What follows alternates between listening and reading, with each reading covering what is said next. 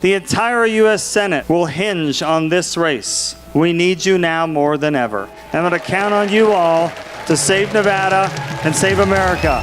Joining us on the line is Adam Laxalt. He's a fourth-generation Nevadan born in Reno. He was the Nevada's 33rd Attorney General from 2015 to 2019, and now he is running for Senate against Catherine Cortez Masto and is favored by virtually all the polls to become the next senator from the state of Nevada. Adam, thanks so much for joining the show. Really appreciate it. Thanks for having me. So why don't we talk about what exactly happened in Nevada? Got a huge election coming up in very short order. This election was not supposed to go in favor of the Republicans, and now by all the polling data, you are now favored to win this particular race. What happened in Nevada to shift the race? Well, I guess I'd first start with that Donald Trump lost the state by 2 points. Senator Masto only won by 2 in 2016.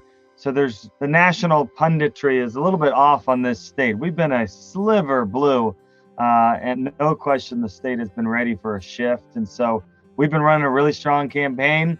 And, you know, I have 4 little children, ages 9, 6, 4, and 10 months. You can't imagine how long this year is for my poor wife and I. But we've run incredibly hard campaign. We've stayed on offense.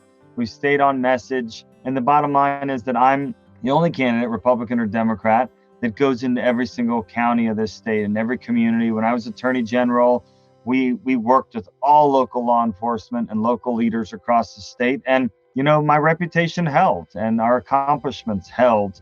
And people know that I'm going to fight for them. And people, Lord knows, we need some fighters out there to try to save both our state and our country. So, Adam, you've had to clean up after Catherine Cortez Masto before. She was the Attorney General right before you were in Nevada, actually. So what makes her such a bad senator?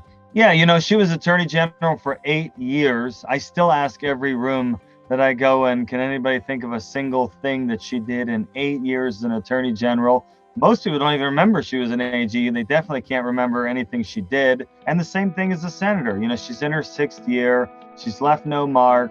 And by the way, she filled the shoes of Harry Reid. You know, he handpicked her. He got her on great committees. And yet she hasn't really been able to do anything for this state.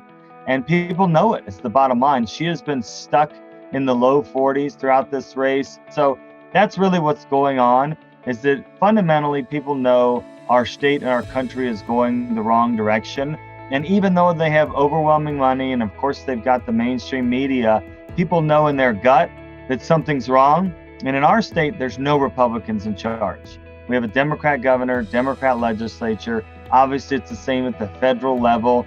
And they can't get away with blaming Trump or Republicans. They try, by the way. They're still running commercials blaming me for high gas prices, but people are not buying it, is the bottom line. So, Adam, what are the biggest issues facing Nevadans in this particular election? Nevada has gone Democrat every one of the last 4 elections in terms of presidential elections. The last time they voted for a Republican presidential candidate was actually in 2004. So it's been quite a while. And as you mentioned, all of the statewide offices are held by Democrats. What are the biggest issues facing Nevadans that you're looking to fix?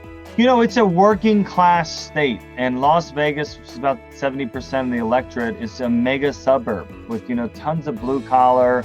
That's why actually Trump did better than Mitt Romney and John McCain previously, because he had that crossover appeal in the Las Vegas Valley. And so people want opportunity here. People move here because you're moving out west and you believe in the American dream. And a lot of people move here in their second careers after they're retired and they want to be left alone and they want low taxes. And so they're not signing up for this woke agenda that is in our lives and trying to shape our children, trying to shape our communities. And so it's a big mix. But specifically right this second, we have $5.50 gas. And so gas is a huge deal. We're a big Western state. We're the 7th largest geographic state. People drive everywhere. Obviously, inflation is crushing our entire state, but especially the Las Vegas Valley.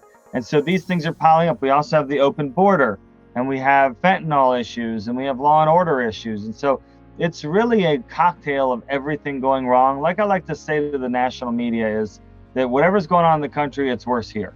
And I think that's why you're seeing these trends consistently in our direction. Well, that's Adam Laxalt. He's running for Senate in Nevada. It's a very close race. He appears to be in the lead, and Republicans are certainly counting on him taking that race in order to take back the majority in the Senate. Adam, good luck in the race. Really appreciate the time. Thanks for having me. AdamLaxalt.com.